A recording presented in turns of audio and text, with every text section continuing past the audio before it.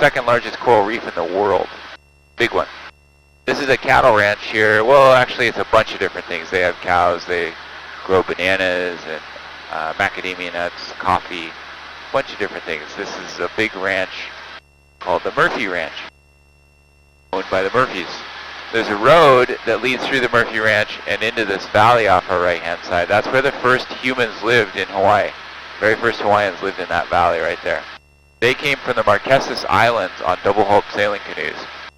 They discovered these islands about 300 or 400 AD and settled right here. The road that we just flew over extends along the south shoreline. It's the only road here. This island is very undeveloped. There's only 8,000 people that live on the whole island. And the road doesn't even have a single stoplight. You're not going to find a Safeway or a Home Depot or anything like that here. Actually, there's really hardly anything for tourism. So it's just not a touristy place. Other than in our helicopter. This is kind of a nice way to visit because we make a pretty minimal impact. This valley, the reason that the first people chose this valley is probably because it had water, good soil, and it was protected by the world's tallest sea cliffs. Those are just coming up. This is some of the most dramatic scenery in all of Hawaii. When we fly across the sea cliffs, we'll make a turn to the left, and I'll drop down into a waterfall that's over 2,000 feet tall called Papala'ua. And then from there, we'll go down the coastline.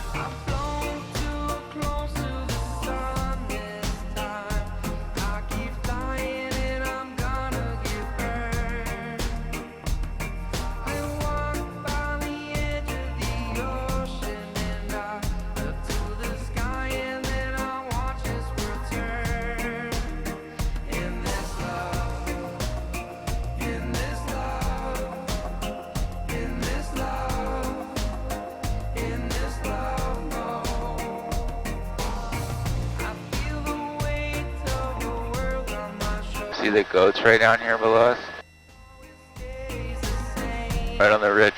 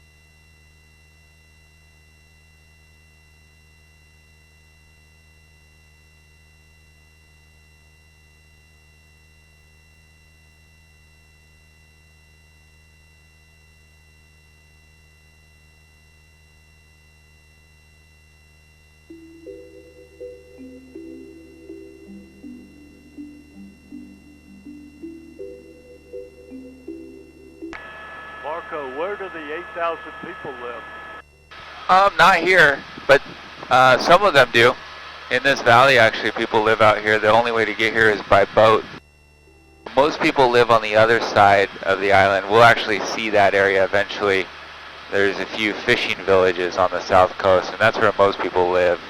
There is a little colony out here that's quite old on that low flat part. That's the leper colony.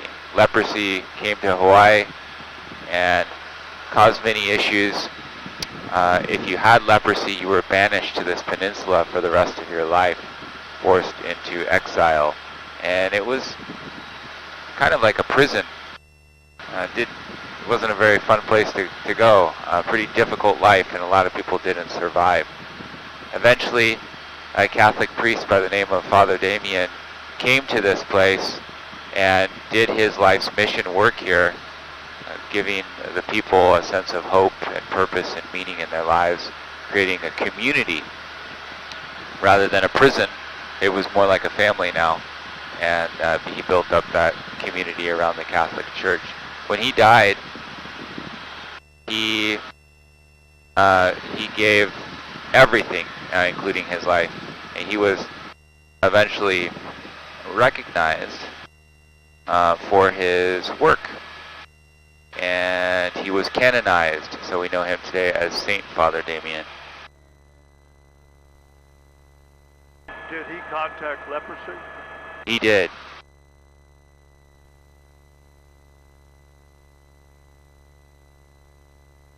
I had to turn off our air because something's going on with it, I think. I'm going to test it a little bit later. I'm going to have our air conditioning off just for a second here. So, sorry about that, but I'm just going to give it a second. Try it again. So I think it wasn't until like the 70s that he was recognized for the work that he did there. Now this is the Pele Kunu Valley. We're going to fly right through to the back. I'm going to open my window so we have a little bit of air here. I had to turn it off just for a second.